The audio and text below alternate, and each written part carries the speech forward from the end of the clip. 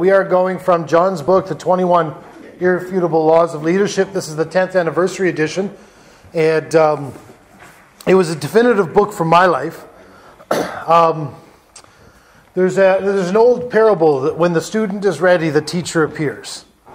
And I've heard it now a number of times. And this was kind of one of those moments in my life where I'd been in ministry now for a couple of years, and the groundwork was prepared to realize that leadership wasn't just a position.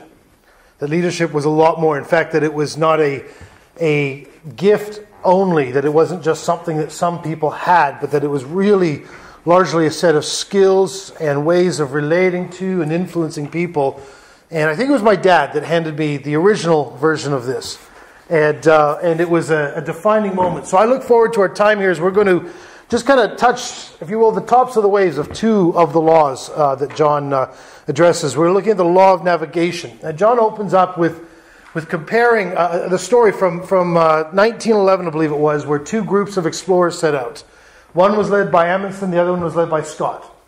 And originally Amundsen wanted to be the first, to lead an expedition to be the first fella to reach the North Pole on the planet. I mean, this was the age of exploration, where brave or ridiculous men were doing absurd things just for the sake of being the first. And there was great discovery and great science that was happening as well. But this is the age of the explorers, where every what's next, who could be the first, was the big questions. And Amundsen was going to be leading a team, but then he found out that in his preparations, that time someone had beat him to it. Someone had confirmed that they'd reached the North Pole, and that goal had been done. So really, without missing much of a heartbeat, he said, well, then let's go for the South Pole. Roughly the same idea, probably a little colder and a little more rough. But the remarkable thing about Amundsen that really stands out about their experience and their journey was the incredible preparation. Amundsen was a strategic thinker. He lived the law of navigation. He interviewed individuals who had been part of previous polar expeditions. Even though he had expedition experience, he interviewed those who've been part of successful things, those who've been part of near-death experiences. He found out the stories, the things that worked, the things that didn't. He actually had some guys spend some time interviewing some of the Inuit in Canada to find out how they survived, how they traveled, what worked well for them, being people who actually lived in the climate that he and his men were going to now try to live in for a period while they journeyed to the South Pole. Every detail was mapped out, planned, organized. They had depots. They determined that dog sleds seemed to be the best method of travel in the cold and in the winter, according to those who lived there. So that's what he set as their agenda. So his team was made up of expert skiers and dog handlers. It was an elite team. They had an incredible plan. They would travel 6 hours a day, traveling between 15 and 20 miles a day, with the dogs doing most of the work. And then they spend the rest of the 18 hours just with some downtime, letting the dogs rest, the men rest, recover, gain the energy that it takes to then get back up and face those harsh and extreme conditions. And it was an incredibly successful journey. All the depots were well marked and everything. And the biggest challenge they faced, remarkably, facing the most inhospitable part of this planet, was that one of the fellows got an infected tooth and had to have it pulled. That was the biggest challenge they faced. They went to the South Pole, found it, marked it, left the Norwegian flag there, and traveled back, and their biggest issue was that they were a little cold at times, and somebody had to have a tooth pulled. Scott's adventure was the exact opposite. Scott just was famous for being a great, brave guy, but not able to chart the course of how to get there. They settled on a new idea. Let's give these motorized sledges a try. This sounds really innovative. And the problem with that is the motor stopped working about the first day they were on shore. And so they had these 200-pound sledges that were supposed to be pulled by ponies. The problem was the ponies weren't really actually prepared or able to handle the winter either. And once they reached the mountainous range, they had to kill the ponies. So Scott's men, which originally was supposed to be himself and 3 other guys, but last minute he decided to add a 5th man to the team. They didn't have the preparation or the equipment for that 5th man, but they thought they'd bring him along anyways. His depots were poorly marked, stretched out too far and unprepared. His men had to push these sledges themselves now up and over them. They were 200 pounds each, the sledges, just the sledges, not their equipment and stuff needed to sustain. And even though the thing was getting worse and worse, they were suffering from snow blindness, all of them, because the goggles he picked weren't prepared or tested right. The equipment, the clothing that they prepared, they were all suffering from severe frostbite. One of the more brave explorers of his team had taken an hour just to put his boots on each morning from the damage to his feet. And it took them weeks and weeks to finally reach the North Pole, to find that Emerson had beat them by more than a month. And then Scott's inability to lead and navigate for his team continued on, because with his team in desperate situation, running low on food, suffering scurvy, suffering snow blindness, losing one guy who just slipped into a stupor and died. They couldn't get him to recover his mind or his hope. And even in that, Scott insisted that they pick up 30 pounds of specimen rock for science experiments to try to carry back. They didn't make it much further. And the reason why we know most of their stories, they spent the last hour or so of their lives updating their journals. And Scott talked about how this would stand as a testament to the bravery of men. But largely it stands as a testament to the inability of Scott to navigate for his team. And the thing is that John makes a poignant point that because Scott was unable to live by the law of navigation, he and his companions died by it. Now, I know this is a little bit of a somber way to begin. I know it's Christmas and you want something lighter and cheerful, but this law of navigation is critical in our lives. It doesn't matter whether it is in a ministry role or a business role or a leadership position that you have, or whether it's in your own personal life and your growth or lack of growth plan, or whether it's in your family or other relationships. Your ability to develop this skill of navigation is critical. We've all met and experienced leaders, and maybe if we're completely honest, we've been leaders at times, that can share a great vision, tell a great story, and inspire people, and then fail to really move from point A to point B, let alone all the way to our destination. We seem to have encountered, all of us leaders, who could inspire us, and after some time, in spite of the best part of us wanting to believe in them, something in us said, oh, here's yet another idea of where we're going to go, but we're never going to get there. You've been there at times? You've encountered that in leadership? Don't elbow anybody next to you, and, it's... But navigation is so critical. John basically says that navigators see the trip ahead, not just the destination. The phrase about navigation is that anyone can steer the ship, but it takes a leader to chart the course. And I've seen, and you've seen, people who have great vision, great excitement, especially within the church context, but it can happen in any situation. Inspire people, and then people become disenchanted because there's no ability to get all the way there.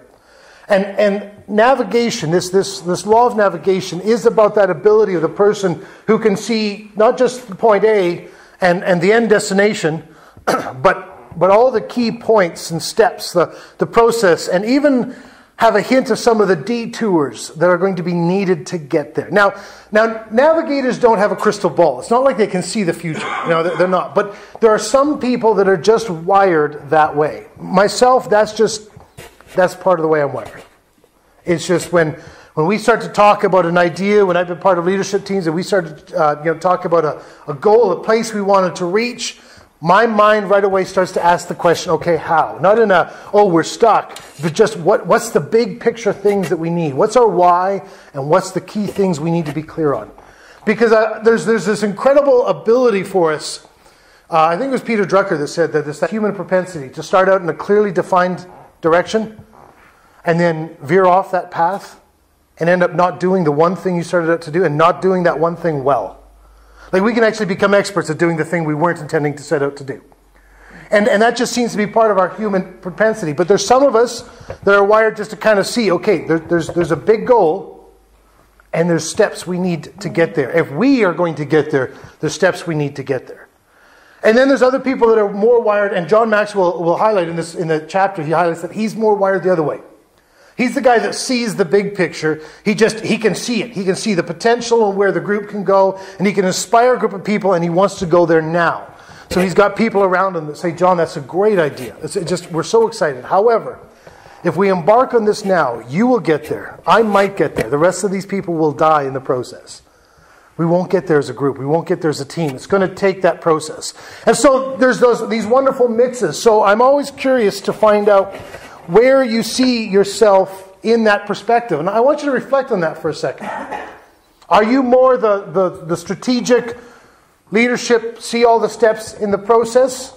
Because if you are, at times, those of us that do that can kind of get lost in the steps. We're so busy working with the plan and making sure the plan that we can lose track of the end goal. We can't forget that there's somewhere we need to go, and that the only way you get there is sometimes by taking some risk.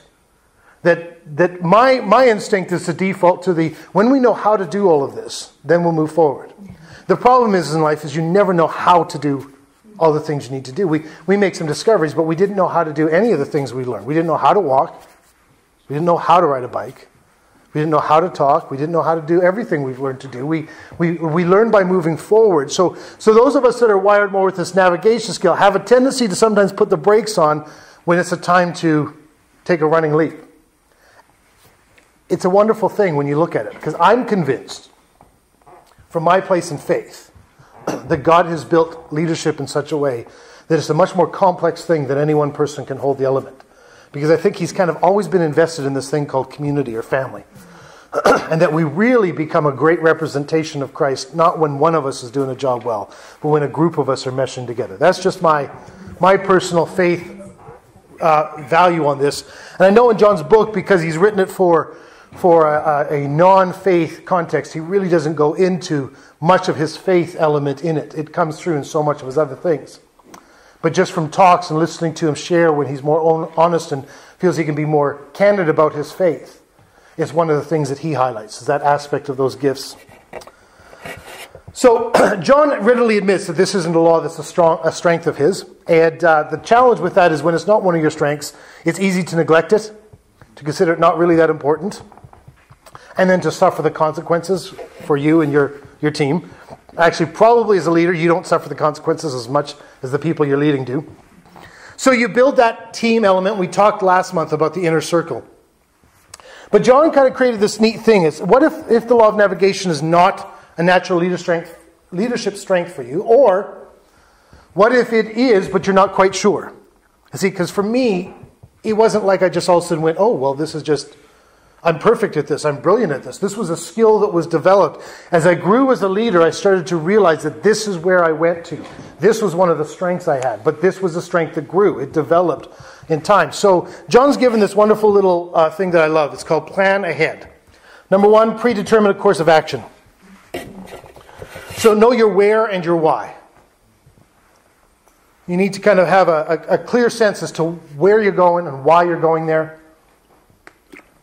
If you can't keep your why clearly in front of you, don't start out on your journey, because you'll be lost the moment you start. Even if you have your why clearly in front of you, you will get lost sometimes on the journey. That's just part of leadership, isn't it? But you'll have a point you can come back to. You'll have your compass reference thing. Lay out your goals. So one of my favorite acronyms there is the SMART goals: specific, measurable, attainable, relevant, time specific. I use that a lot when I'm working with coaching clients. It's just that aspect of saying, okay, this is a wonderful dream, a wonderful idea. We need to make some practical steps that fit this thing: specific, measurable, attainable, relevant, time specific. A is adjust your priorities. What are your priorities? Why are you doing your plan? And this is where we as leaders have to do a lot of the heart work, I think. What are my priorities? Can I be honest that is my priority to feel good as a leader? Is this a good goal that will make me feel good, or is this good for the people, for the business, for the organization, for our ministry? Will this simply solve problems? Is this just a maintenance thing? Those are important. What is the bigger picture? What are the big goals? What are my priorities? Because you need to be clear on your priorities and adjust accordingly. There has to be that process. I've seen a lot of leaders have a great plan for things, want to take a step forward, but they fail to adjust their priorities, and they just kind of take this approach that I can say yes to this new exciting idea. I think as Christians, sometimes we really do a bad service to God in the sense that we kind of say, well, this, I believe, is a real idea from God. So God's just going to, help this fit in my life. But I'm still convinced that He leaves it to us to say yes and no in our lives. And if I say yes to this new plan of where we're going, this new journey, what am I going to say no to? And pretending that I'm not saying no to something is a silly game. And we all know that, unfortunately, most of the time, if I'm not intentional about what I say no to, not I'm saying yes to, I start saying no to my family. I start saying no to my own personal care.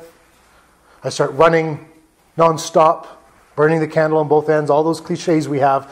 And I mean, it's become a cultural norm, right? You used to say when you greeted people, how you doing? Fine was the standard greeting. It meant nothing, but we just said it, right?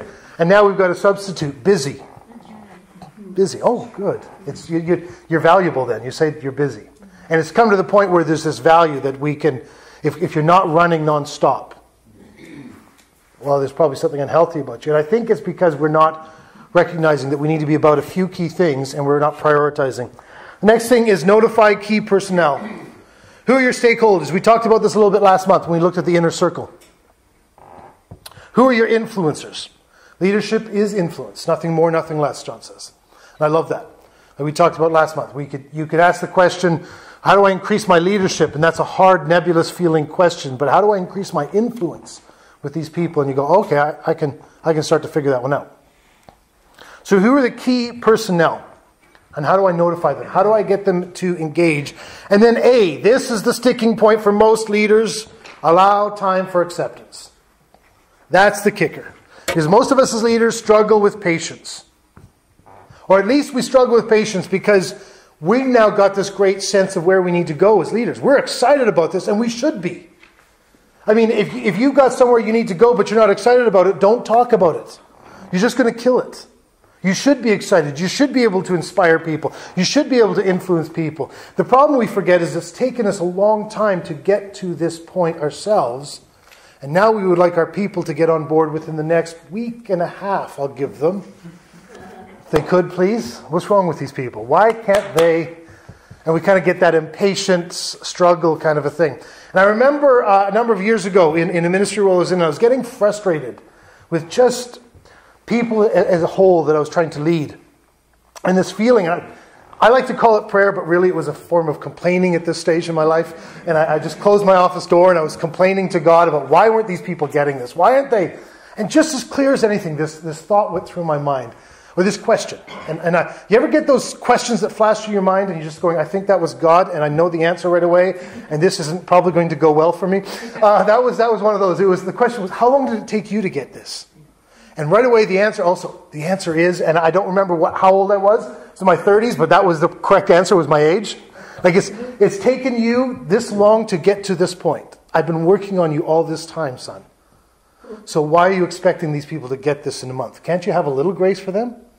Oh, it was kind of my complaining to God changed to genuine prayer. Let's just put it that way very quickly in that moment. So we need to allow time for acceptance. Next is then head into action. And as you can tell, this follows the acceptance part. Because we want to always ask ourselves, are we going to lead these people or are we going to drag these people? Sometimes as leaders we make the choice to drag people and then we wonder why it's becoming frustrating for us and them. Expect problems. That's just part of the process. Problems within the team, problems within going there, things you didn't foresee, just stuff that comes up, all that's part of the process. And if you can be strong in this and have your faith strong in this, you can recognize that God has a plan. Always point to successes. This is a huge one. Always point to successes, even the little successes. If you've got a great vision, your team can usually rally around when some success is happening. When we feel like we're actually going somewhere. And finally, daily review your plan. And one of the things about that step is I think it's important to recognize, do you have the time to daily review your plan? How important is this journey that you're on? How big is this? How much time is this? Because some leaders like to kickstart an idea and then they hope it's going to run on its own. And you You can't send your team out to explore something and hope they find it, but stay home where it's cozy and warm. You got to be out there. So, do you have the time? The second law I just want to touch on briefly is the law of connection. It's law number 10. I love how these two, I think, go very well together. Because without connection, you won't be successful at navigation. Because without connection, you have a great plan of how you could, in theory, lead a group of people to a wonderful destination. With connection, you can be leading a team that's influencing others. John says, if you think you're leading but no one's following you, you're only out for a walk. So this law of connection is one of my favorite laws. One of the things I have the privilege of doing is doing some training on John's book, Everyone Communicates, Few Connect. And that book and the mastermind that we do and some of the leadership training, just phenomenal. The change it brings into people's lives, into leaders' lives, into organizations' lives, as they start to take it from communication to connection. And many leaders make the mistake of assuming that because I've communicated my idea and I've communicated with some energy, we've connected. And that's not, you could even inspire the group of people that you're leading. You can challenge them. They could be abuzz after the meeting, but that's not connection. Connection is the ability to identify with people and relate to them in a way that increases your influence with them. I remember reading the story of a young executive, young fella, junior executive, leaving the office late one evening. As he's heading through the big office, he notices the CEO standing over there in front of the big paper shredder with a document in his hand, looking somewhat bewildered. And so he kind of pauses, and the CEO says, young man, do you know how to operate this machine? The secretary's gone for the night. This is a really important document, and I don't want to leave this. Can you give me a hand? So, of course, he's eager to make a good impression with the boss, right? So he heads over, and a little small talk, fires up the machine, pops it in, and as the document disappears into the paper shredder, the CEO says, excellent, I just need one copy. Yeah. Failure to communicate, and definitely also a failure to connect there. Connection is that step beyond communication.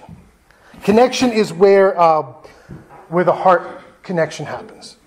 One of the other laws that John says is that people buy into the leader and then the vision. And connection is the key to that. Because leaders touch a heart before they ask for a hand. When you ask for a hand first, you have volunteers. When you connect with the heart, you have people that you're leading. Volunteers always keep that aspect that I'll give you this much time, I'll give you this much engagement, but I reserve the right to be there or not be there totally or largely on my whim. And the level of commitment I feel that I'm comfortable exercising. You know, I might be there because I committed and I feel obligated to because I was raised in such a way that you don't back out of a commitment. And I'm trying to think if I can feel a little more sick so that I can call in and say that I'm not. You know, but that's volunteer. That's asking for the hand first. But when you connect with the heart. And I think we all know the fundamental principle of connection is this. Ready? It's really a complicated one. It's about people. It's about others, actually. I know we kind of understand that concept, but sometimes those things, those simple things, those profound things, the little things, the most important ones are the ones that we miss at times. I tell you, there's times in leadership where I've been frustrated and irritated and bothered by people, and simply what I forgot is it's about them, not me. So that sometimes happens. But here's 3 questions, and I love these 3 questions that will empower you in connecting. And these 3 questions are not questions that you're asking. These are the 3 questions that the others are asking. Do you care for me? The number 1 question we are asking about everybody we encounter with is, do you care for me? The second question is, can you help me? And the third is, can I trust you? And when you think about it, we are all intuitively asking these questions. I was doing some training just a couple weeks ago down in Regina with a group of hotel management and leaders in their hotel. And I said, you think about those questions. Those are the questions the people you lead are asking, but those are the questions that your clients ask when they arrive at the front counter. Whether they're walking in through the door having had the family vacation so far from hell, or whether they're just here on business meetings, or whether they got to their room and something is not to their satisfaction. Here's the questions they're asking. Do you care for me? Can you help me, and can I trust you? They may not be asking that as in, will we be best friends? But how many of you have been in the situation where something's not quite satisfactory? You're talking to the company, you're talking to a representative, and right away you get this feeling like you could care less. And you're done, aren't you? You're just in your heart, you're done. You don't care about me and my situation, and now I'm frustrated, now I feel completely unvalued, now I want to get upset or leave or whatever it is, the connection is done. It was interesting when we were doing this training because a group of them had gone to a steakhouse and they wanted to, if possible, sit together because they were from a group of different hotels from around the two provinces that they covered, and some of them hadn't seen each other in a while. So they wanted to try to, get together and sit together. And this steak place said that there was just no way they could accommodate that. But it wasn't we wish we could, but because of this or that reason, because of fire regulator or anything like that, it was just absolutely we really don't care. We have no interest in helping you. If you want a table, that's that. If you don't, could you just leave kind of thing. So they sat there for a short while, and that kind of feeling continued on, and they just decided, we don't want to eat here. They got up and left, all 24 of them. And it's one of those things, whether you're in the customer service industry, whether you're leading in a church ministry, whether you're connecting with your spouse or your children, here's the questions we're always asking. Do you care for me? Can you help me? And can I trust you? Because if you and I can answer those questions positively, if we can start to connect with people on that level, things change. Possibilities open up. Hearts open up. You hear stories. You hear dreams then. And they start to be interested in your stories, your dreams. You have a companion for a journey, not a person to do a job for you. Everything changes when connection really starts to happen. So I would encourage you, of these 2 laws, that's the big one, those 3 questions. One of the best things I think you could do is put those 3 questions somewhere where you see them constantly. That you're reminded about that heading into any conversation, with any staff member, with any client, with any person that you're going to interact with any church member, whatever your setting is. That you're remembering those 3 questions, because that's, at heart, the questions we're always asking about the people we're interacting with. Subconsciously, but we're always asking that. So, well, we're going to give you a chance to just share a little bit more around your table. So here's what I'm going to give you, a couple questions. You could pick 1 or 2 of these with the time we've got left. You could answer the question, what would happen if you took your connecting from a 6 to a 7 or an 8? What would happen in your life, your family, your ministry, your business? Or what would happen if your team went from a 5 to a 7? And their ability to connect with one another and their ability to connect with those they lead. 3rd question, what do you need to do to develop your connection? The connection skills in yourself and the connection skills in those you lead. So those 3 questions. Pick 1 or 2, share around your table, get to know each other a little bit and encourage each other. Just want to say that it's an honor to be with you, and if I can be of any support or encouragement in your journey, please let me know. If I could be of any assistance to you in your organizations as well, I'd be happy to have a conversation with you, see if I could serve you in some way. Just some exciting things I think that we have in store as we have the privilege of bringing character-based leadership into the lives, the people that we interact with. So thank you so much for this time and for just engaging with one another. I really appreciate that. I know that that's usually the biggest part that people comment that they appreciate is the conversation and engagement around the table. So thanks for being an encouragement to one another. So.